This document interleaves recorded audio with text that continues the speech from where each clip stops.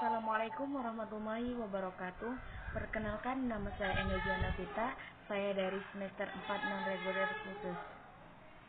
Di sini saya akan membahas tentang MK praktek penyusunan perangkat pembelajaran di sekolah. Langkah-langkah menyusun RPP. Di sini ada 4. Pertama, memahami komponen silabus. Kedua, memahami buku pegangan guru dan siswa. Ketiga, menentukan model. Keempat, menyusun rencana program pembelajaran berdasarkan kondisi siswa dan lingkungan. Persiapan bahan penyusunan RPP dan prinsip langkah pembelajaran. Persiapan bahan penyusunan RPP ada 4. Sedangkan prinsip langkah pembelajaran di sini ada 2, yaitu elaborasi, eksplorasi, dan konfirmasi. Yang kedua yaitu mengamati, penanya, dan menalarkan dan mengelola atau mencoba dan menginformasikan. Langkah-langkah pembelajaran yaitu mempunyai 9 langkah. Di sini bisa kita lihat. Selanjutnya yaitu ke judul berikutnya, yaitu prinsip pengembangan RPP. Ada 3 macam pengertian RPP. Pertama yaitu menurut Kamus Besar Bahasa Indonesia, yaitu proses, cara, pembuatan atau merencanakan. Sementara menurut Permendikbud nomor 65 tahun 2013, yaitu rencana pembelajaran yang dikembangkan secara rinci dari suatu materi. Selanjutnya yaitu menurut Panduan Teknis Penyusunan RPP di Sekolah Dasar, yaitu rencana kegiatan pembelajaran tatap muka untuk 1 penempuan atau lebih. Selanjutnya, prinsip-prinsip pengembangan RPP. Di sini ada 9 prinsip.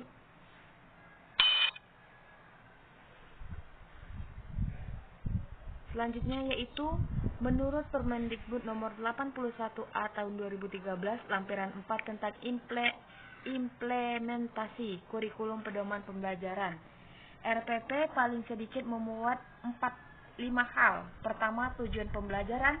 Kedua, materi pembelajaran. 2, metode pembelajaran. Ketiga, metode pembelajaran. Keempat, sumber belajar. Kelima, penilaian.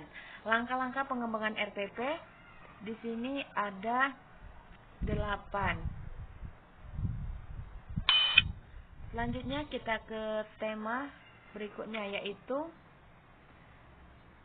previsional di sekolah. Pengertian silabus. Silabus merupakan pengembangan kurikulum yang menjabarkan standar kompetensi dan kompetensi dasar yang ingin dicapai, pokok-pokok dan uraian materi yang perlu dipelajari peserta didik.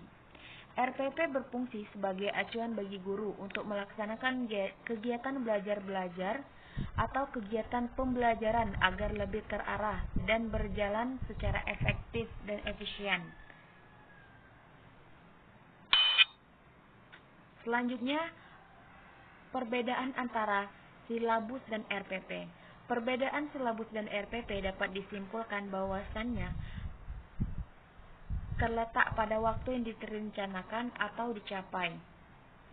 Silabus merencanakan pembelajaran dalam 1 semester, sedangkan RPP merencanakan pembelajaran dalam 1 kali tatap muka. Perbedaan komponen RPP, KTSP, dan K13. Ini sudah memasuki judul selanjutnya ya.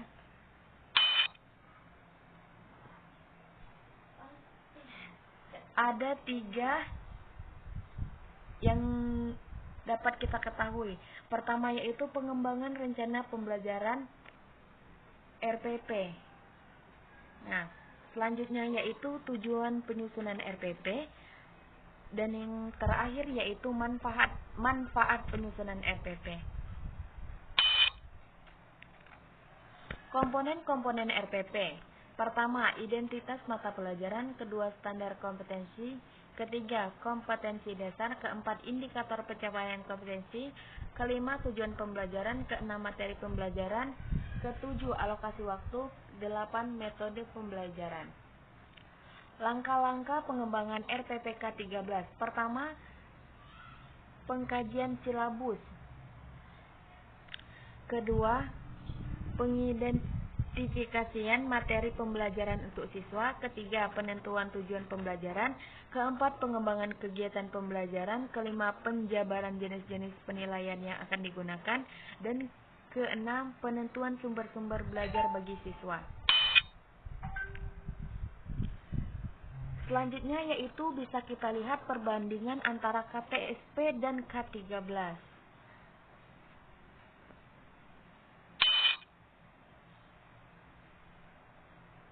Memasuki judul berikutnya yaitu prinsip pengajaran berbasis modul. Yang pertama kita perlu pahami yaitu apa pengertian dari modul. Modul merupakan serangkaian unit belajar yang merupakan bagian dari bahan dan media pembelajaran dalam Kamus Besar Bahasa Indonesia. Modul diartikan sebagai komponen dari satu sistem yang berdiri sendiri atau unit kecil dari suatu pembelajaran yang dapat beroperasi sendiri. Di sini saya mencantumkan ada 6 pengertian menurut beberapa ahli.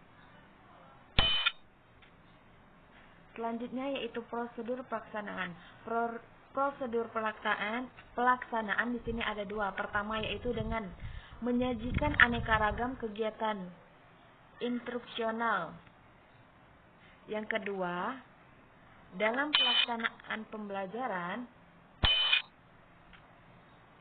modul peserta didik belajar secara mandiri.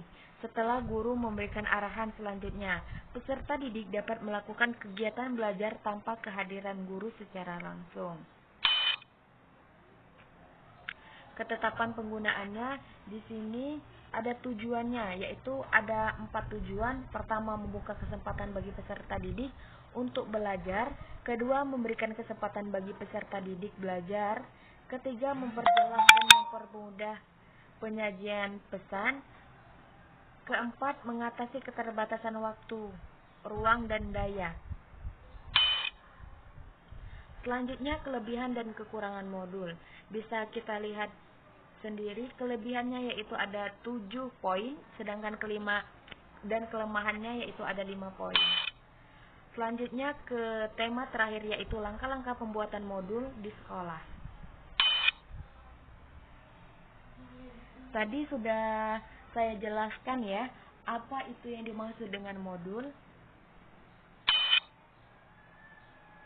Selanjutnya yaitu langkah-langkah penyusunan modul. Pertama, menyusun kerangka modul. Kedua, menyusun butir-butir soal evaluasi guna mengukur pencapaian tujuan khusus. Ketiga, menyusun pokok-pokok materi dalam urutan yang logis. Keempat, menyusun langkah-langkah kegiatan belajar siswa. Kelima, mengidentifikasi alat-alat yang diperlukan dalam kegiatan belajar dengan modul tersebut. Menulis program secara rinci, memuat 4 hal yaitu membuat petunjuk guru. Kedua, lembar kegiatan siswa. Ketiga, lembar kerja siswa. Keempat, lembar lembaran jawaban tes. Terima kasih sudah menyaksikan video saya. Saya ucapkan wassalamualaikum warahmatullahi wabarakatuh.